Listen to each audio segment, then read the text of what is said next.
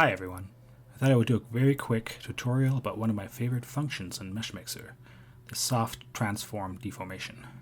Let's say I want to use this really cool Death Knight from Monstrous Encounters, which I'm guessing is scaled to as a 28mm or 32mm figurine. But I want to match them to my Barbarian over here, who is more of a 20mm figure. The first thing I do is a plane cut to remove the base. I will use different base later, and also this makes the two miniatures more alike so I can have an easier time with the next step. Now I use the transform function to make the miniature smaller.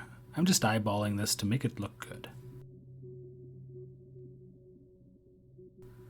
Okay, now I have a problem though. Different scales in gaming miniatures have different conventions about body proportions.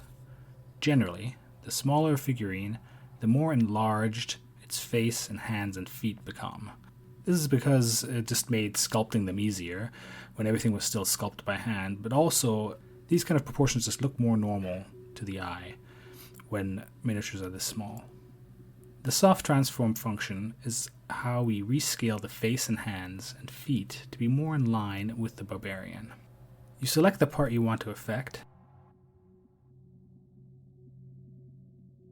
and then go to deform. Then soft transform. Then you get this window where you can adjust something called the fall off. You're going to resize what you have selected. The fall off is the distance of nearby mesh triangles to that selected area that will also be resized, but with decreasing intensity the further they are away from the initially selected area. This allows you to increase the head without it looking super weird. The program just adjusts the surrounding features for you.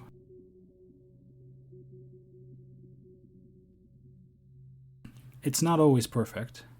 It took me a while to get things right here on the sword hand.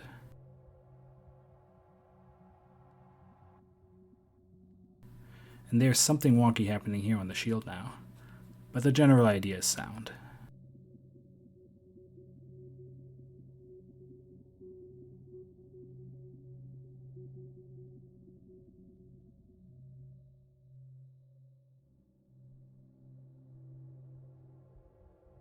Now, I used soft transform to make the head and hands and feet bulkier because we were scaling the miniature down.